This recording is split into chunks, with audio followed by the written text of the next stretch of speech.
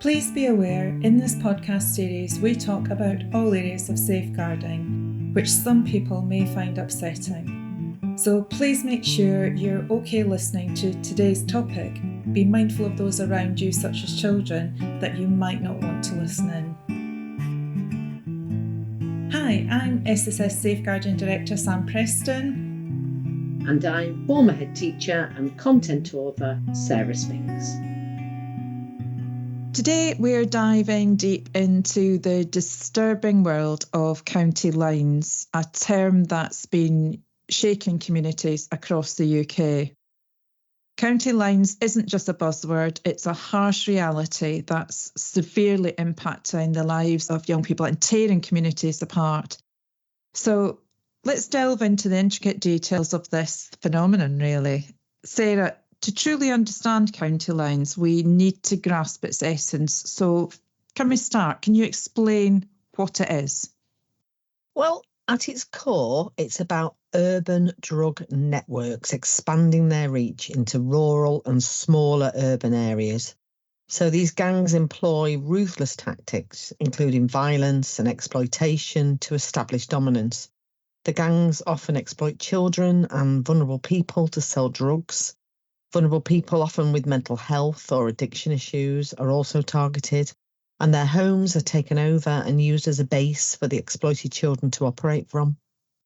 I believe the process is called cuckooing, where vulnerable individuals' homes are taken over, and this exemplifies the level of coercion and control exerted by these gangs, isn't it? Yeah. So there's no doubt that advances in technology have assisted this process. So can you maybe shed a bit more light on that? Yeah, well, technology definitely serves as a double-edged sword here. You know, while it facilitates communication and coordination for the criminals, it also leaves behind digital footprints that law enforcement can use to track them down. So the dealers use dedicated mobile phones, known as deal lines, to receive drug orders from drug users. You know, in the main, the dealers live in a different area from where their customers are based, so drug runners are needed to transport the drugs and collect payments. Young people are often used as runners, distancing the dealers from the risks associated with direct dealing and helping dealers to stay under the radar of the police. The most common drugs supplied are Class A drugs, primarily heroin, cocaine and crack cocaine. Okay, so let's shine a light on the victims. You know, I said it's often children and vulnerable individuals who, you know, are manipulated and coerced into this very dark world.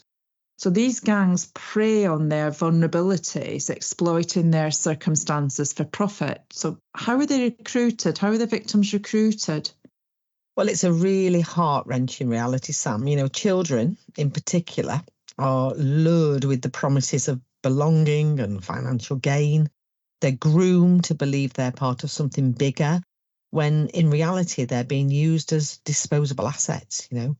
Sadly, the children involved don't see themselves as victims initially and or realise, you know, that are being groomed or to get involved in criminality. You know, similar to the process used in child sexual exploitation, the dealers are proficient in spotting those factors that make a child vulnerable and exploit them.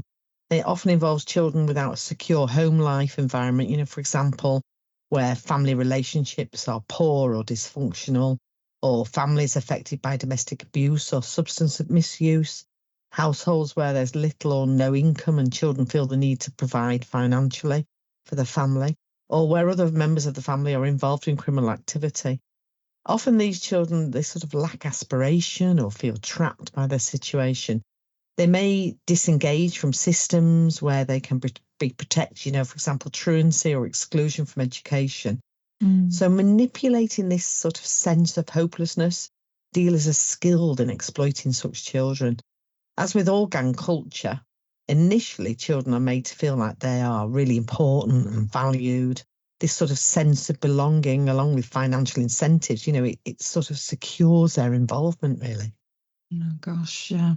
But I think it's also important to stress that not all children involved in county lines experience dysfunctional home lives. as we've seen when exploring contextual safeguarding, the family may be unaware of relationships being built outside the family unit and their child's involvement. Yeah, absolutely. Once involved, children and vulnerable adults recruited as part of the County Lines process will often be exposed to physical, mental and sexual abuse. They may also be exposed to techniques such as plugging, a term that's used for where drugs are concealed internally to avoid detection. Children may be trafficked to areas a long way from their homes as part of a drugs dealing business, networking business. And whilst they're holding drugs or cash, the children are held responsible by the dealers for securing them. So if lost by any means, this will result in often those children being in debt to the dealer, which strengthens their control over the children. And to mitigate risk, children often carry knives or other weapons, to help them make them feel secure. Gosh, it's such an abusive system, isn't it? Yeah. And presumably the children rationalise criminal behaviour and violence as part of their everyday lives. Are both boys and girls vulnerable to this type of exploitation? Yeah, they are. Both boys and girls are vulnerable to County Lines involvement. While boys often take on roles like dealing and drug running, girls are subjected to sexual exploitation and other criminal activity, like shoplifting or money laundering. Shockingly, in 2017, nearly 500 girls under 18 were referred to the Home Office as suspected victims of sexual exploitation, marking a 50% increase in over 3 years. Additionally, statistics indicate that 66% rise in British nationals identified as potential child trafficking victims, with 38% being female. That's shocking, isn't it? Yeah. So how's government responded to these alarming figures then? Well, the Home Office launched the County Lines programme in November 2019, and that was launched with the aim of tackling this harmful and exploitative drug supply model. The programme has included investment in law enforcement intensification, primarily focused in, police forces in areas in which the majority of county lines originate, referred to as exporter forces, actually, and in the British Transport Police as well. The figures show that since the County Lines programme was launched in 2019, 5,165 county lines have been closed. 15,623 people have been arrested and 8,011 individuals have been referred by the police to safeguarding. And this includes 108 Type 1 line closures. That's the closure of a county line through the arrest and charge of the line holder by the programme task force since April 22, against a commitment made by Her Majesty's Government in the 2021 drug strategy to close over 2,000 by April 2025. However, the issue still remains, and it often goes undiscovered for long periods of time. So let's think about how education practitioners can recognise the signs of county lines involvement, that crucial element that's needed for early intervention. Are there any specific things we need to look out for?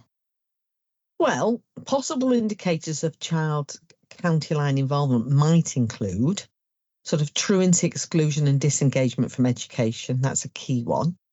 Possession of unexplained or unaffordable new items, for example, clothing or phones or jewellery, cars. Sort of disengagement from relationships with peers and developing new relationships, especially with older adults, is a key indicator.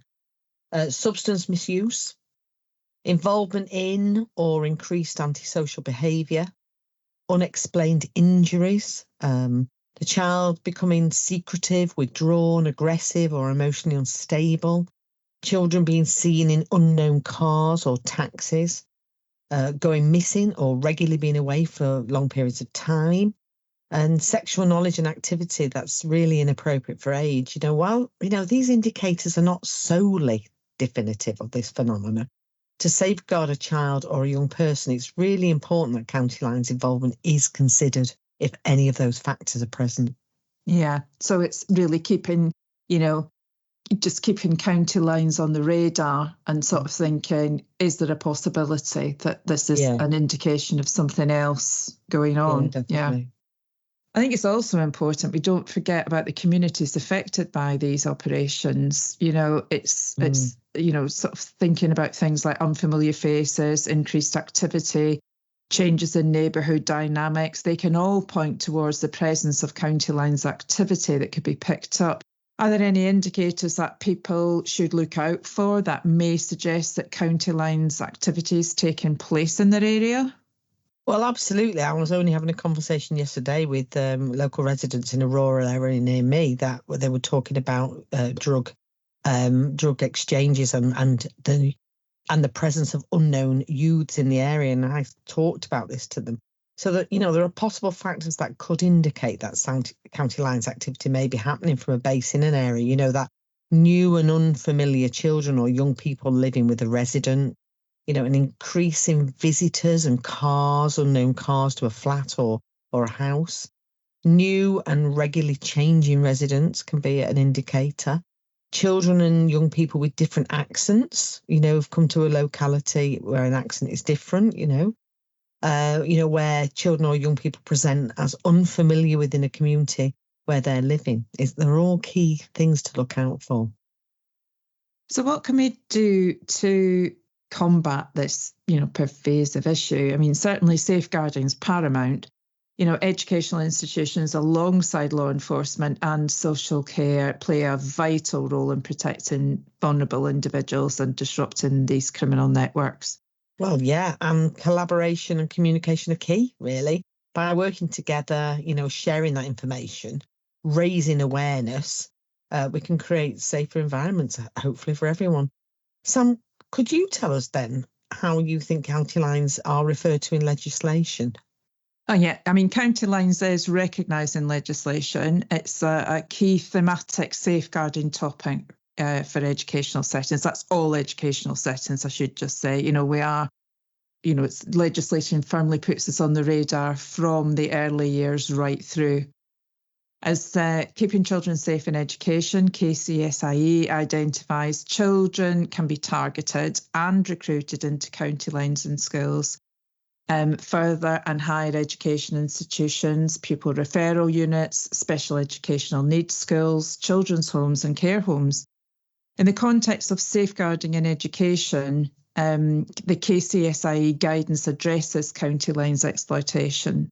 Schools and colleges play a crucial role in the broader safeguarding system for children, and the guidance emphasises that staff should be aware of this issue and take appropriate action if they suspect a child is involved in county lines activity.